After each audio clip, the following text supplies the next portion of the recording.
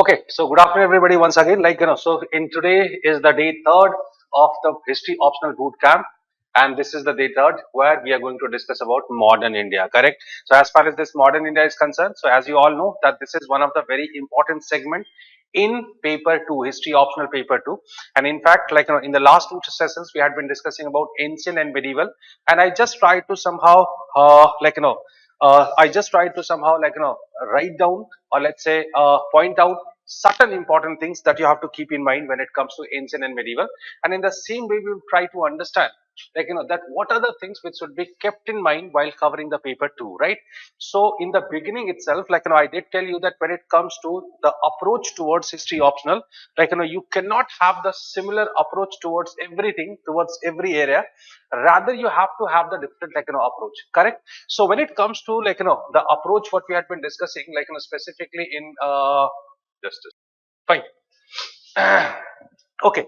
So yeah, I was just discussing when it comes to ancient India and medieval India, there you need to follow a different approach. The way I did tell you that as far as ancient India is concerned, there you need to be very conceptual. And I'm frankly speaking, if your concepts are not very sound in paper 1, so you cannot paper 1 specifically in the ancient side, right? In that case, unfortunately, you won't be able to deal or the cater the right requirement of the paper. That's why, while covering ancient India, focus more on the concept part. Now, what is this concept? Everything which is happening in paper, everything which was happening basically in ancient times. So there you have to understand with respect to everything, the various concepts, and these concepts could be understood with respect to the various models, right? Such as what are the major things which are happening. So there you can talk about basically the state formation, the urbanization, right? And the development of the society, the classification of society, the various sort of stratification coming into the society, either you say caste or you say class, so these are various things which are developing ultimately within it, right? Fine. कोई problem है? Fine. So these are the various things what we had discussed in paper 1, specifically in ancient part. When it comes to the medieval part, in the medieval part, I just tried to discuss something else. And there I did tell you that in medieval, you need to go more to the fringes, right? More to the peripheral areas rather than covering the core, because the way medieval had been mostly understood with respect to Sultanate and Mughal, that is not being applicable anymore, too much.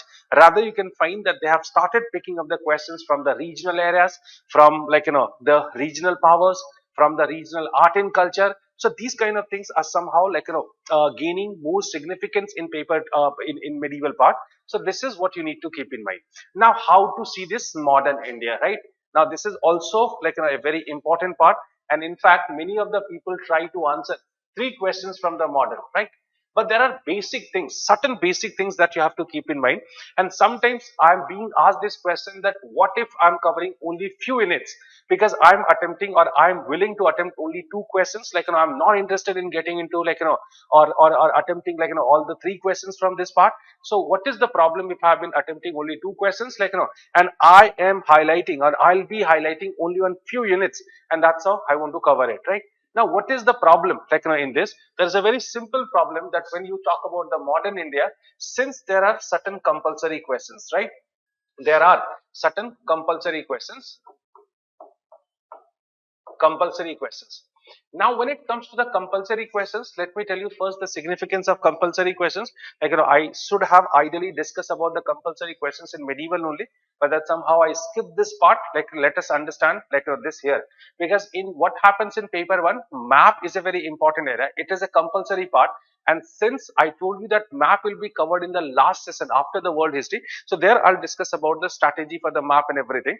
But then map is a compulsory question, and that's why you are not having any choices. You need to cover it. But what in paper 2, basically what happens in paper 2, there are 5 questions which are coming from this part. In the compulsory questions, there are 5 into 10. That is the bifurcation of the marks. If you think that out of these 5 questions, if I have been skipping one, let's say you attempt, you did not attempt one question, in that case, you are just losing 10 marks. If your perception is this for history optional paper, then it is a wrong perception. Why it is a wrong perception? Because it is not about just leaving one question.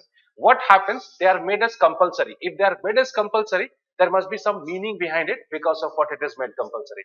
And what is the meaning behind it? Basically, when it comes to when it comes to the compulsory questions, these are the questions which are evaluated first. And since these are the questions evaluated first, that's how rest of your performance, right, is very much depending on your performance in the compulsory questions. By after evaluating the compulsory questions, somehow the evaluator tries to understand that what is your actual understanding of the modern segment, or let's say world segment for that matter, or even the medieval also. So they try to understand your hold over the subject, and that's how the compulsory questions becomes very important. So what happens if you try to cover the syllabus unit wise and you skip certain parts and you focus on certain areas? That could be done. Why it could be done? Because there are certain areas which are less important. But the problem is that since these compulsory questions are having a greater weightage, and that's how you have to attempt all the questions. And not only you need to attempt all the questions, at the same time in the compulsory questions you have to perform pretty well also. Then only you can think of getting better marks. So that's how it is very important. Problem is this: when it comes to the compulsory question, now this is being asked from all the parts of syllabus. It is not it is not included in the unit in such a way that okay, you have done 4 units out of 12, or let's say 14. So you have done 4 units and you are hoping of attempting 3 questions from those 4 units. If this possibility was there, that would be literally great.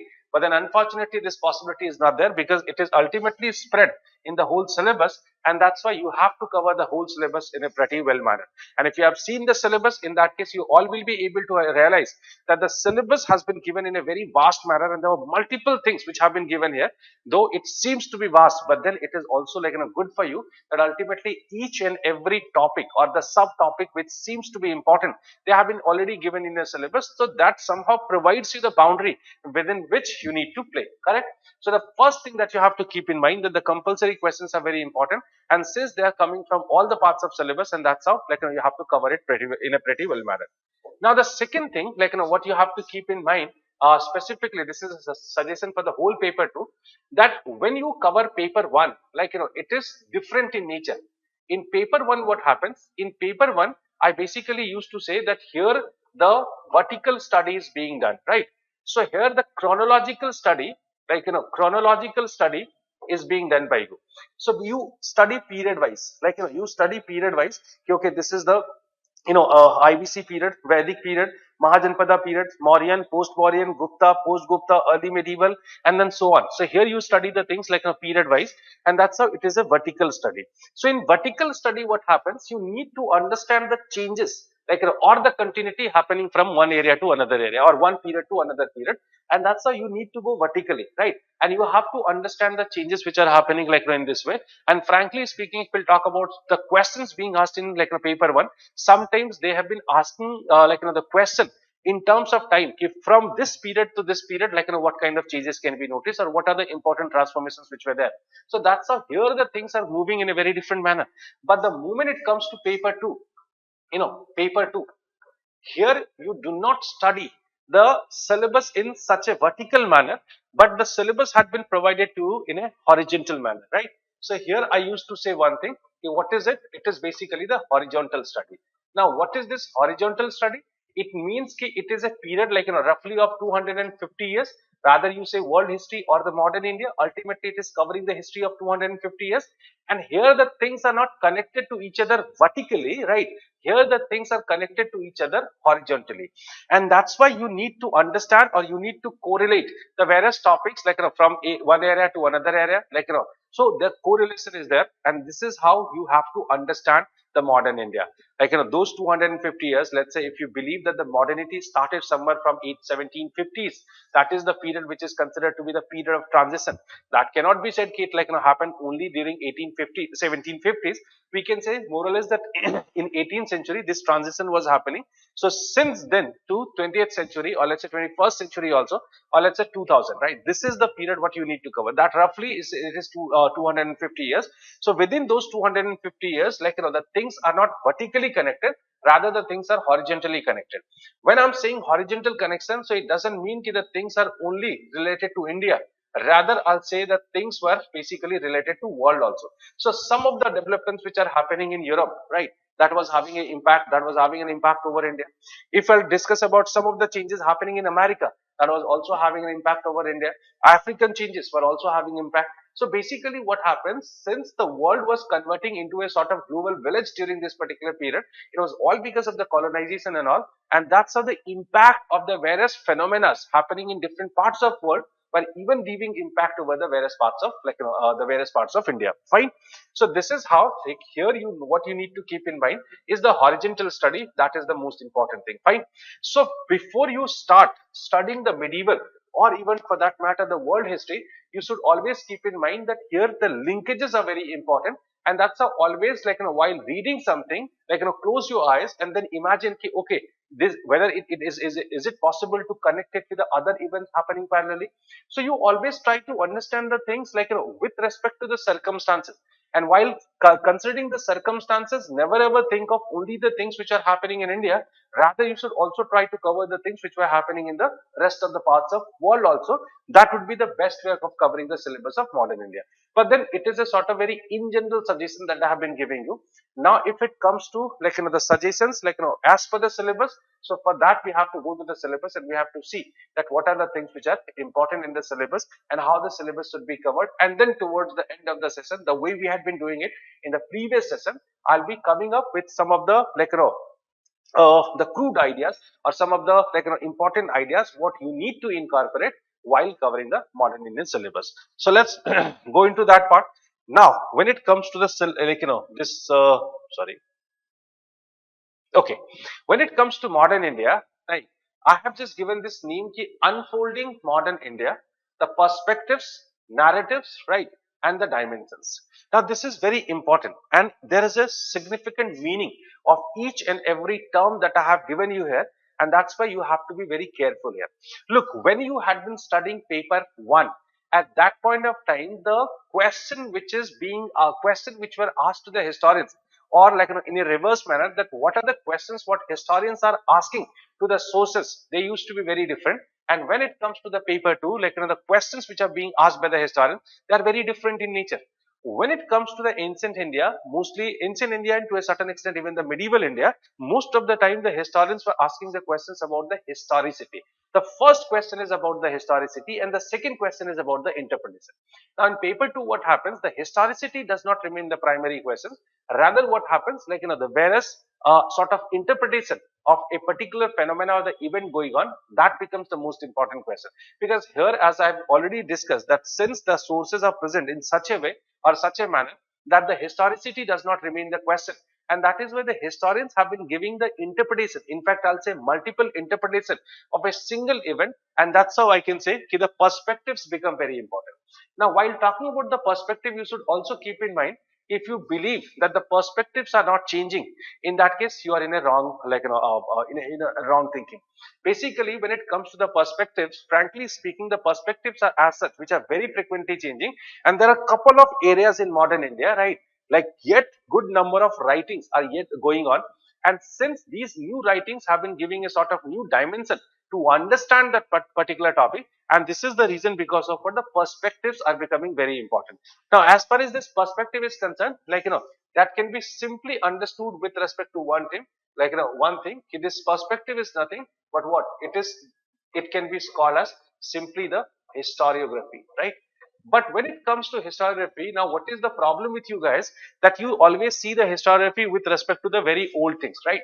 When it comes to historiography, you always try to see, like, the nationalist historians, the imperialist scholar, the Marxist scholar, and then, like, the subaltern scholar. So your journey is ending here only.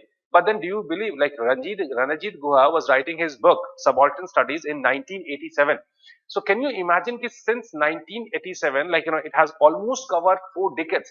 So do you really believe in last 4 decades no change might have come, or, like, might have appeared in the history writing? Of course not.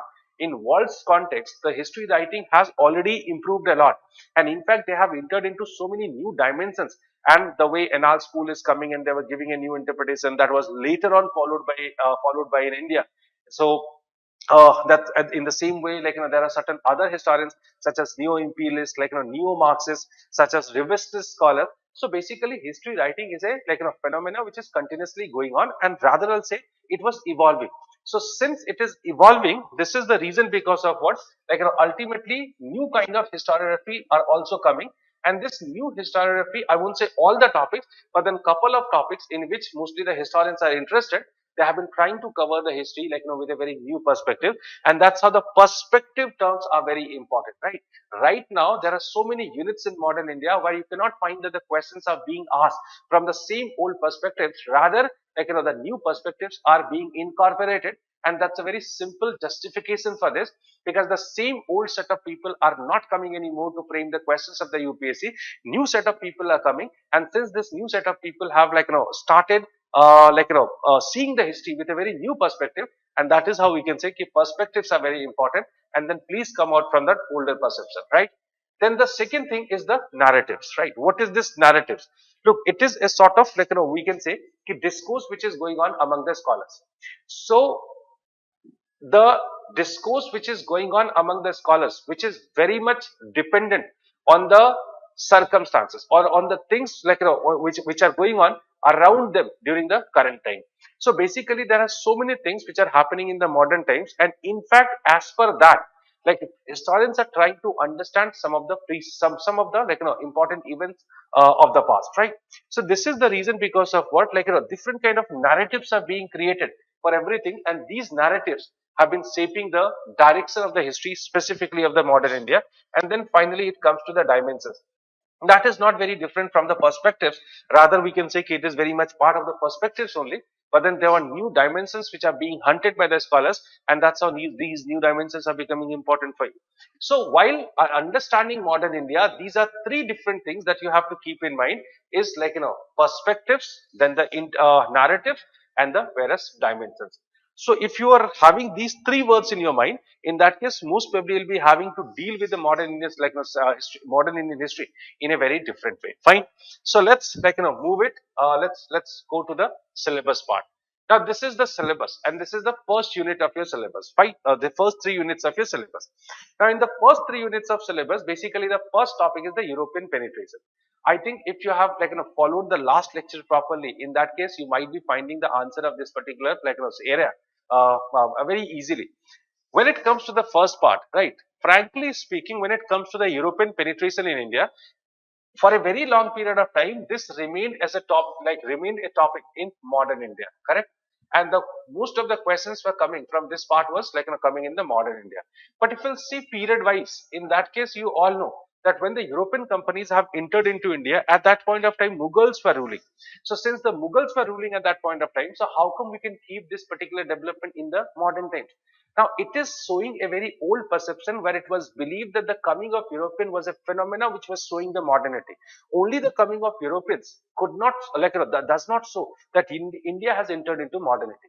If they are coming and they are making certain structural changes in various areas, in that case, let's say we can assume yes, India has entered into the modern period. But when Portuguese are coming, when the rest of the European companies are coming, at that point of time, either you find the Mughals, and after the Mughals, you find that so many regional powers are emerging, and these regional powers have been these regional powers are basically having a sort of either friendly relationship or else a sort of contradictory relationship with the European powers, and probably that frames or that creates the base on what the modernity gradually started coming, and that's how we can say that this particular topic should be understood in a very different way. So now the way the questions from this part has started shifting to which part, medieval India. अब यहाँ से ज्यादा questions आपको modern India में नहीं पूछ रहे बल्कि medieval इंडिया में पूछ रहे हैं, and in fact this trend had started, and frankly speaking this is one sentence I kept on telling the students since since very long, that as far as this part is concerned, try to include them in the medieval India, because somehow this is more medievalistic in nature rather than modern in nature, and that's why prepared now the way they have asked the question based on Asam Jahi dynasty, or they have asked the question on Portuguese in the medieval part, that this is a clear indication for that. और ये बात मैं बहुत पहले से कह रहा हूँ कि आपको इस पार्ट को उधर ले जाके पढ़ना चाहिए. Anyways, that's not very important. Frankly speaking, there are lesser possibility of question from this part, and that's why don't pay proper attention to it. Whatsoever you have studied in the medieval segment, that's fair enough. You are not supposed to do some do an extensive study on this part. Okay, moving to the next part. So from here you should become serious for the You should become serious for the modern syllabus. Now, there are few things like keep in mind when it comes to the British expansion in India. Now, frankly speaking, it seems to be very important. It is important, right? It is important. But then you should also know that this is one area where there is no greater scope for the newer studies. Now, nobody is frankly speaking, since I belong to the academic side, I know that nobody right now is studying the Carnatic wars or the Palasi war, or let's say the French war, the Anglo-French war, or let's say Anglo-Maratha war. Maybe the Marathas are important, but then frankly speaking, they are also not something somehow very important that the people, the modern day historians are getting into that. There are only few topics in modern India in which the modern day historians are interested. And I'll tell you that what are those topics, but most of the works are yet going on, or the new works are coming. And in fact, in these areas, you need to prepare pretty well. So this is a very traditional kind of topic. And in fact, if I'll say that one question is more or less coming every year, and the questions are coming from the major political power, such as you can talk about Bengal or the Battle of Palasi. Then it comes to Mysore, then Maratha, then Punjab, then Karnataka. Right, these are the various regional powers on what questions are coming, and you can always expect one question. Since there are so many regional powers and the wars that you have to cover, and that's why you cannot pay proper attention. आप बहुत detail में नहीं जा सकते हैं, और मुझे नहीं लगता है कि something something in a very detail is even needed. क्या करना है पढ़ के, there's nothing as such which is very important because of what you should go into much sort of detail. Avoid that part. So you just collect information. You collect information on them in such a way that you can answer those questions. Though sometimes they are becoming bit innovative in this part, and they are twisting the questions also. But when it comes to the twisting questions, what is the reason behind it? Because now they are doing some innovation, right? But then twisted questions are also not very tough for you to take up with, because that can be done. So that's why don't pay proper attention to it, right? Moving to the next part is the early structure of the British Raj. This is the third part. Now, this is the third unit, and frankly speaking, the third unit, there is nothing new in the third unit. Earlier also, historians have talked a lot about this third unit, and they have talked a lot about this third unit. And when it comes to understanding modern India, so I think that provides you the base for understanding, the that provides you the base for understanding the colonization and why the people have started resisting the colonization, that you can understand with respect to this. But at the same time, I should say, do you have something new to talk about here? Frankly speaking, not. But here also they are trying to become bit innovative. And what sort of innovations can be noticed here? So here you can find, if you'll see the questions, now there are more ideology based questions were coming. Okay? The ideology or ideologies based questions are coming. What are the ideologies that I have been talking about? The ideologies simply mean that let's say the Orientalist ideology, the evangelical ideology, the utilitarian ideology. So you can find that the questions are being asked on the same thing, but then they're being twisted and they have been connected with the ideologies. So now other part is becoming important, and the factual information on those things, such as when you talk about diarchy, that diarchy should be always connected. Diarchy or Warren Hastings should be always connected to the Orientalism, right? When it comes to the various changes happening in the British education system, that should be connected with what? That should be, or that could be connected with basically the utilitarian philosophy, or Anglicist philosophy. So here, you have to understand it with respect to ideologies, and if you see the nature of the questions that have been asked in last 4 or 5 years, frankly speaking, this is what I have this is what I have realized, that they are asking the questions more on the basis of ideologies, rather than they were asking the very factual kind of questions, right? So that's why these are a couple of things that you have to keep in mind in the first 3 units. Let's move to the next one. Now the next unit, or the fourth one, is basically the economic impact of the British colonial India. Now, there we had been, in the last unit, we had been studying what? We had been studying basically the administrative policies, what they have been bringing.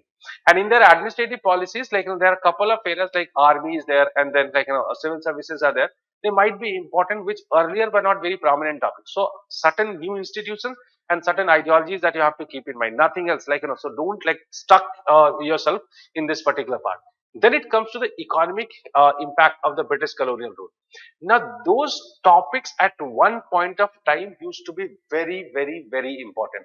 And what was the reason because of what they were so important? Because mostly you have seen that the Marxist scholars were taking greater interest in this particular part.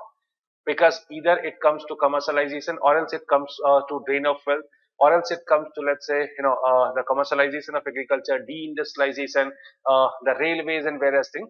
They were taking great interest, and they had been doing a sort of very critical study on them. Fine. But then what happened further?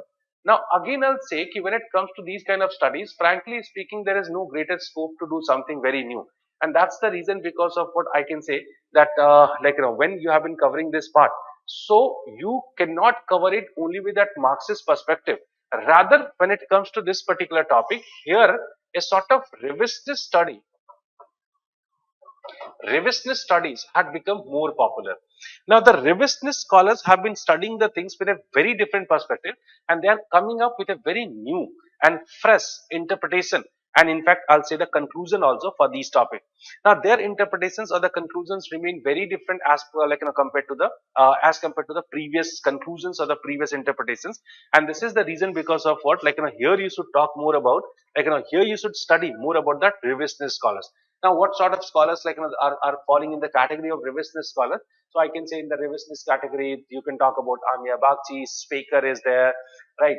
The Sahid Amin is there. These are a couple of scholars. They have given a fresh interpretation to everything, and that's why you should study these things, these things with this perspective.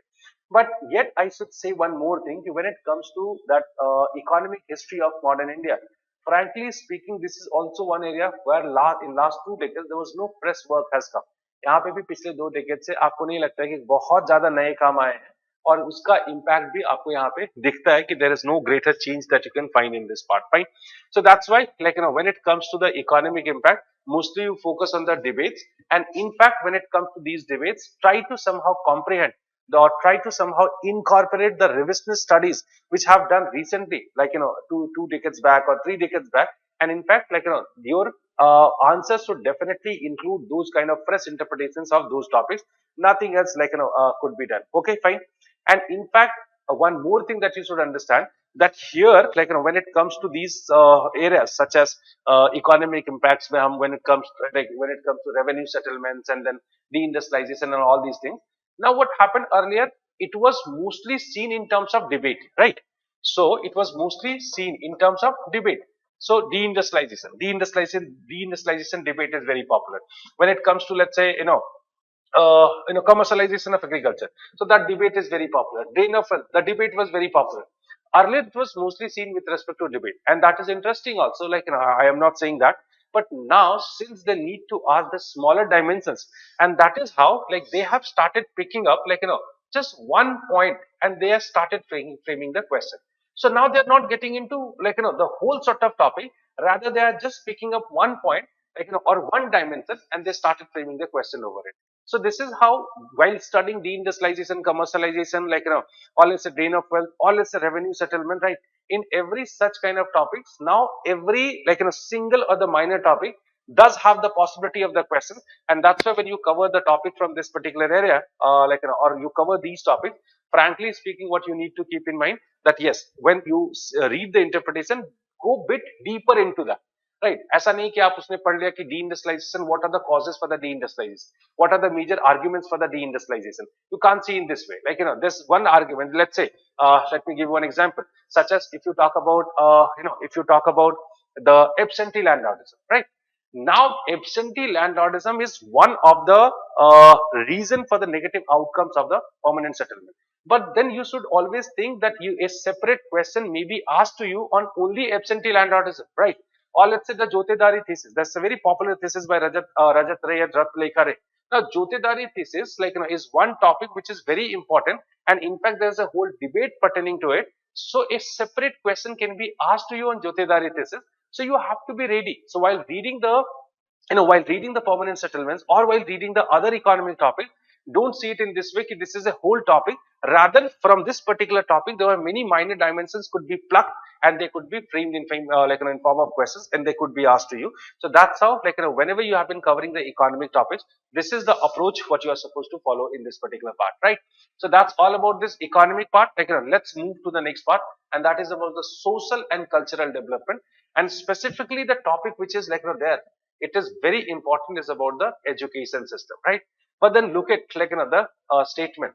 the state of indigenous education. Matlab, what was the state of indigenous education? That is the Orientalist Englishist controversy, and then introduction of the Western education in India. Then the press is there, literature is there, correct? And then public opinion, the rise of modern vernacular literature, progress of science, the Christian missionaries, and the missionary activities in India. Now, if you'll see this particular part, like frankly speaking, there are so many possibilities of questions are there. And in fact, these kind of topics are gradually becoming important. Like look at in every word, single word which is given, or the every single topic which is given here, they are having the possibility. And in fact, these are the areas where you can find that more works are like taking place in these days, such as education, right? Or every peripheral things related to education can be framed in form of questions. So it's very important. And then you should cover Christian missionaries. Earlier, this was one topic which was not given due importance. Now it is being given importance, so you should cover. And in fact, recently I know that at least two or three important authors, those who have published their book on the same thing, that how come the Christian missionaries had contributed in the development of Western education. I know personally them, so that's why I can say. And in fact, these books become so popular. So it is quite obvious that a question, if those kind of people are getting the chance to enter into UPSC, of course they'll frame a question on this. So what I'm trying to suggest you, that this is one topic which is related to education and society, like that remain very important. That remains very important. And in fact, you should try to cover it with that particular perspective. Okay. So here you need to open up your dimension as the in the as I suggested in the previous topic. Okay. There is one more thing, right? That I would suggest here. Okay, when it comes to all these developments, don't see it only with respect to or don't see them very factually. Okay, there is a state of indigenous education. I should have the 10 points on the education. No, I think that would be incorrect to see these topics. Why? Again, I told you that horizontal study. So try to connect it with the various other developments happening in Europe precisely, and then India. So then you will be able to somehow understand it in a better way. And how? Like I'll be just giving one example to make you understand. This is the period when the various ideologies were appearing in Europe, and these ideologies had started playing a greater role in shaping the colonial policies in India. And that's how the evaluator must be expecting for the sake of just one word, or let's say one sentence, if you have been adding on that, that is undoubtedly increasing the weightage of your answer. So basically here that horizontal studies must be working a lot, because this press can be related to education, right? The press can be related to the development of science, the Christian missionaries can be related to the education, and everything could be connected to each other. And if you are able to connect the topics in this way, in that case undoubtedly you are in a somehow better situation or the better position. Okay, fine. So when it comes to this part, again you need to be very careful here. And then it comes to the next one, that is social and the religious reform movement in Bengal and other areas. Now again I'll say this is one area where so many recent works are going on. There were so many prominent scholars like Partha Chatterjee is there, Anand, Ashish Nandi is there, then this fellow, Sekhar Bandyopadhyay is there. These are all those scholars who had been working, yet they are active and they have been working on it. And this is how the social reformation movement is one topic which is very prominent. And if you'll see the questions, if you have the compilation of the question at one place, otherwise you can download it from our website, which is there. So you can find one thing, number of questions are increasing from this part.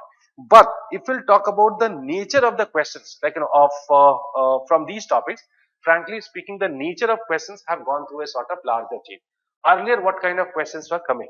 Earlier, the questions were pretty simple in nature. Either they were simply asking in this way, nature of the social reformation movement, or else they had been asking the question on precisely a single reformer. Okay, this reformer discussed something about this reformer. But right now, they have made the questions more ideology based, right? So, more ideology based. Matlab, they have connected the social reformation movement with multiple things which were going on. And this is the reason because of what?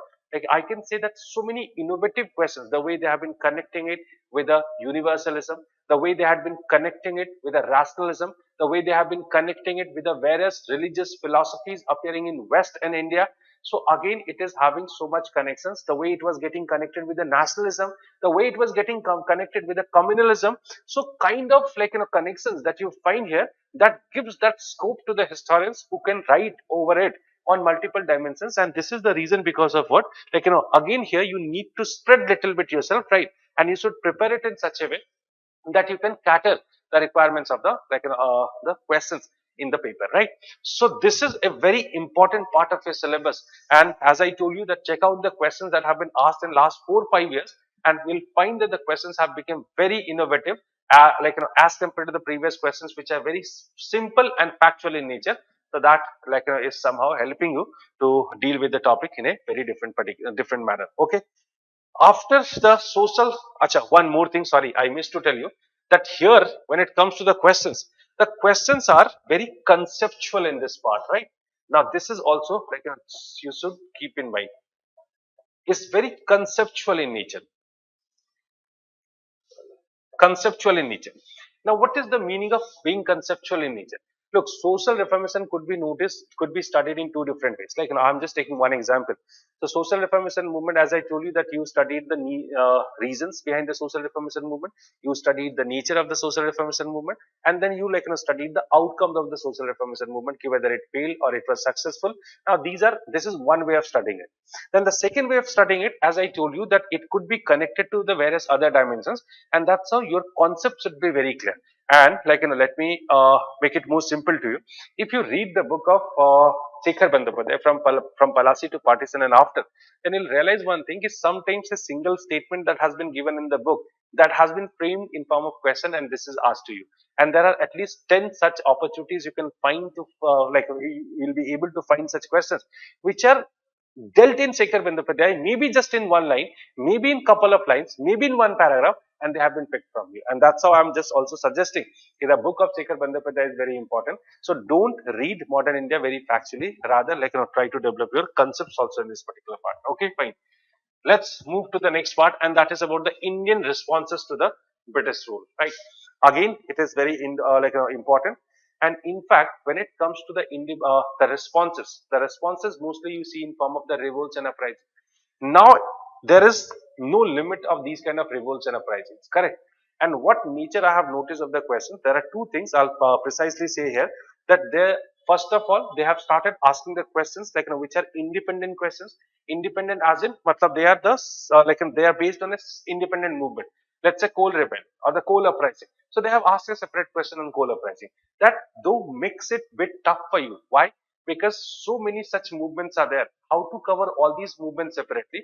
Frankly speaking, you should not bother a lot about all the movements. Rather, you just identify 6 or 7 such movements. And frankly speaking, if you have covered those 6 and 7 uprisings, in that case, you don't need to go beyond that. Within that only, you'll be able to cover, or answer those kind of questions which are coming. So that's how I can say, when it comes to the Indian responses to the British rule, undoubtedly it is important. Couple of them are mentioned in the syllabus, such as the Rangpur thing, right? The Coal Rebellion, the Mopla Rebellion of Malabar, the Santal Hul, the Indigo Rebellion, the Deccan Uprising, the Munda Rebellion. A couple of names have been given here, and frankly speaking, these are the 7, 8 names, 6, 7 names I had been telling you, and you should try to cover only these. Right? You should not get into so many things. That's the reason I always keep on suggesting one thing. If you'll see the syllabus properly, some will be able to understand that UPSC people are not crossing, or they're not going beyond the syllabus. And some they have asked a question on a, let's say, independent movement, and you say, how come it is possible to cover all the movements? They are not asking you to cover all the movements. They have categorically given it here. Okay, these are the movements that you need to cover, including 1857, and that is what you need to cover. So it's not very tricky. But then, since it is given in the syllabus, and that's the reason because of what I believe that you should try to cover it in a pretty well manner. Yeah. The another thing that I have noticed in the recent questions, that sometimes they are making it very analytical kind of question. And what is the meaning of analytical? Don't try to understand the revolts or the uprisings in a very factual manner. Rather, conceptualize it. Okay, what is this? What are the circumstances? What led to led to the development of that movement? What was the core phenomena or the feature? Whether it was organized, unorganized, whether it was getting any outsider support, what was the role of the middle class, whether they had a mobilization, whether they had the mechanism to mobilize the people or not, whether in the case of absence of any proper method of mobilization, the religion had been playing a very significant role. So if you'll frame certain questions in your mind and then you'll ask while reading that particular topic, frankly speaking, you'll find the solution of all these questions. And if you have understood any particular topic in this way, so your analysis part is done. So it is not necessary that you cover everything with respect to a couple of historians. If somebody has written, I need to cover. Not needed. If the movement is there, couple of questions should be naturally there, And if these questions are there, like, if you'll be asking these questions while reading those topics, your job is done. So nothing else is needed, like, in this particular one. So, okay, undoubtedly it is a very important topic, and that's how I'll say, like, it is to cover. Now it comes to, like, the nationalism, the factors leading to the birth of Indian nationalism and the political association. When Bipan Chandra was writing the history, or his history was the most prominent one, like this used to be a very important topic. Again, I'll ask you to check the questions which were coming from this particular topic earlier and the questions which are coming in last 5 years. And again, I'll say that there were very less number of questions being asked from this part, right? बहुत lesser question, and in fact I'll say traditional question also. ले दे के कुछ limited सवाल हैं जो आपसे पूछे जा सकते हैं. वही कांग्रेस का फॉर्मेशन है, वही जो है डिबेट है कांग्रेस के फॉर्मेशन को लेके. See the extremists and the moderate, like, differences between the extremists and the moderate, the rise of moderate, they are like very fixed in the traditional topics. And in fact, nobody is interested anymore to study this particular part. Nobody is working anymore on the moderates and the extremists, because that's the reason. Because of what I'll say, that this is a part, have a sort of brief understanding of this part, like, cover those traditional topics, and your job is done, right? Then it comes to, like, next one. This is the rise of Gandhi. Again, I'll say that when it comes to the period when Bipan Chandra's book was the sort of like an official history of modern India. From in that point of time, there were so many questions coming from this part. There was greater weightage given to this part, and because of what, like, more than one question, though it is just one unit. Ideally speaking, there is no possibility of, like, one, or let's say more than one question. But yet, like, good number of questions were coming from the Gandhian movement. Why? Because we always carried this perception with us. What is modern India? Nothing. It's modern India is nothing but the modern India is basically the Gandhian movement. But then, since because of the subaltern studies and the revisionist studies, we had come out from these perspectives, or this kind of, like, this kind of understanding, and that's how the number of questions are getting less. एक तो Gandhian movement है जिसमें से questions आ जाते हैं, non cooperation movement से questions मिल जाएंगे आपको, सीडीएम से क्वेश्चंस मिल जाएगा, सिविल डिसोबीडियंस मूवमेंट से, and then of course, like, the quit India movement. So quit India movement is not any more considered as the Gandhian movement. तो फिर इसके बारे में बहुत बात करके कोई फायदा नहीं है. सो यही दो क्वेश्चंस है जो गाहे बगाहे रिपीट करते रहते हैं. They like, one year they ask a question on NCM, next year they ask a question on Quit India movement. But again, I'll say, as far as this particular part is concerned, right? Frankly speaking, you should not pay good attention to it, or let's say should not study a lot. Gandhi है बहुत important है. It's not necessary. Like, you just see the Gandhian movement, where, like, prepare them in a pretty well manner, and that's it. Like, it's not very important. Fine. Let's move to the next one.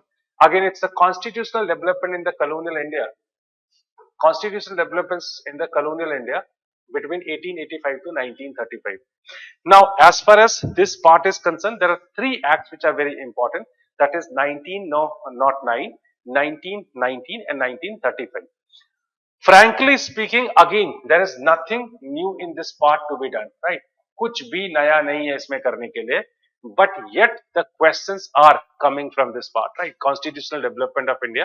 इसमें से आप ये तीनों acts अच्छे से कर लीजिए, उसके features अच्छे से कर लीजिए, because whenever you have been writing the answer of these questions without mentioning the provisions or the features of those articles or those acts, you won't be able to do justice with the questions. Nothing new in this part. Just leave it. Come out from the next one. Then the next question is the other strands of the national movement. Now, this is one topic which is very important for last many decades, and not many decades, at least for last one decade. So, what is it? It is all the influence of the subaltern studies, correct? So, when it comes to the subaltern studies, and then further followed by the revisionist studies, now they have started emphasizing a lot on this part. And I must tell you that every year at least one question has to come from this particular topic. Every year. And in fact, in last 4-5 years, there is greater importance of this topic. And that's why here you have to see the syllabus pretty careful, in a pretty careful manner. And then you can find the questions. The revolutionaries, like, they are important. And then they have divided it into multiple areas such as Bengal, Punjab and Maharashtra, Bengal, Punjab, Maharashtra and UP. Now, since they have given it in the syllabus, so they do have the right to ask you that what sort of revolutionary developments were there in UP. Then you'll be saying, like, I don't remember anything specifically. So here you need to prepare because it is given in the syllabus. Fine. Then it comes to the left movement. Now, the left movement, specifically the socialist parties, or the left movement, right? Or else we can say Bose, Subhash Chandra Bose. They all are important, and in fact, on the socialist movement also, like in past few years, I have seen good number of questions have been asked, right? So you can see that because of this subaltern studies, the other strengths. Now, when I say other strengths, there are so many other things might fall in this particular topic. तो वो आपको थोड़ा आपको जो है segregate करके रखना है. Okay, fine. The next topic is basically the politics of separatism, the Muslim League, Hindu Mahasabha, communalism, and the politics of partisan, and then transfer of power, independence. So ये पूरा modern India हमारा खत्म हो गया इधर, like ठीक है, it is like the last topic. Again, when you study modern India, this particular topic seems to be very important, है ना? आप ये आप सबका perception है. Why? Because there is good amount of writing. When it comes to Indian independence, great amount of writing you can find. When it comes to the partisan, right, great amount of writing you can find. Then we can say communalism, great amount of writing you can find. But then the point is that what is the reflection in the UPSC paper? Are they asking like so many questions from this part? Frankly speaking, you do not find so many questions from this part. Rather, like I can say that very limited on regular intervals, their questions are being asked. But the way I had been discussing about previous few topics, and I told you that every year they have been asking the question, it is not true for this part. तो इतना इसमें भी आप अपनी जो है जद्दोजहद मत करिए. Don't like get yourself stuck in this particular topic. Like prepare those traditional topics and let's come out of it, right? What I have realized, as far as this last three topics are concerned, these are basically what topics? They are the post-independence topics. Now, gradually, the significance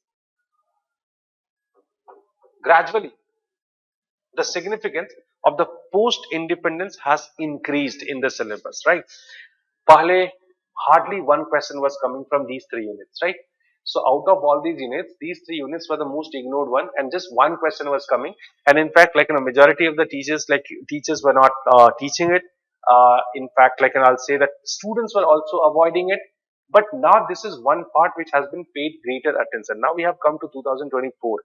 और जब 2024 में हम हैं, तो अब जो है history 2000 तक at least like up till 2000 it has become important.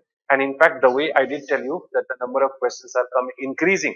But here again, I should say that the questions which are coming, they're again from the precisely the topics given in your syllabus. They have written everything. So on every topic, what are given here, such as foreign policy के ऊपर उन्होंने question पूछा है, ठीक है, in the China relation के ऊपर उन्होंने question पूछा है, तो इस तरीके की चीजें important है.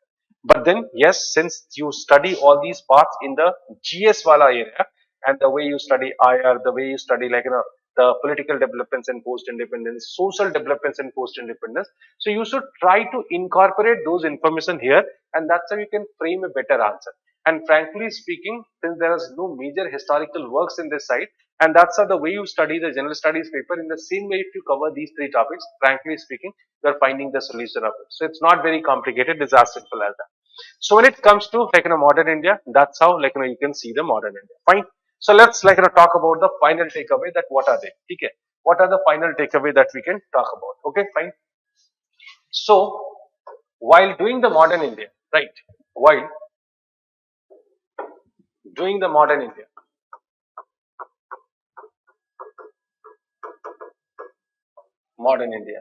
fine. Identify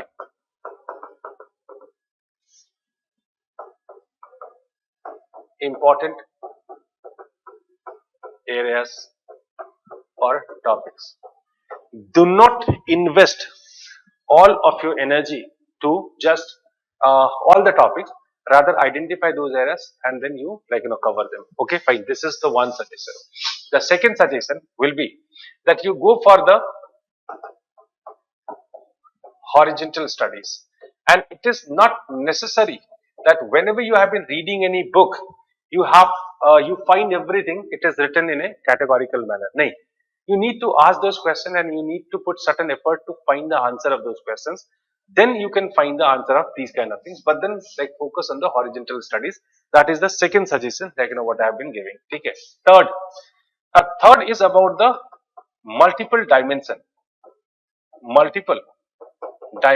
I have already discussed that not in every topic, but that there are certain topics where the possibility is there of multiple dimensions. So जहां पे भी आपको लगता है कि multiple dimensions cover हो सकता है या यहाँ से सवाल बन सकता है, वहां पे you have to become serious and you have to try to cover the multiple dimensions. Fine. The fourth, change your historiography.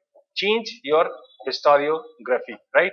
And instead of covering or writing about the same old historians, now you will be focusing more on, like, first of all, I'll write subalterns, and then I'll say the revisionist. आप इन दोनों पे ज्यादा focus करेंगे, and there you can find, specifically here you can find some new names. So instead of getting a longer list or preparing a longer list of historians, because frankly speaking in modern India there is no dearth of list. और बहुत सारे historians है जो लिख रहे हैं, आपको सबके बारे में बात नहीं करनी, आपको सिर्फ किच के बारे में बात करनी, कुछ इंपॉर्टेंट लोगों के बारे में बात करनी. तो लिस्ट बहुत कंसाइज होना चाहिए, बट वो अपडेटेड होना चाहिए. That is very important. That should be there. So when you prepare, like, okay, in the last suggestion, like, you keep yourself like, factually sounds also, because when you have been writing the answers in modern part without referring certain facts, you won't be able to prove or justify your points. And that is the reason, like, keep the facts very sound, such as years. You ask whether you should remember those years or not. Of course, you should, like, keep certain important years in your mind that you can literally produce them in your answers. So as far as, like, the modern India is covered, like, this is how you're going to cover the modern India.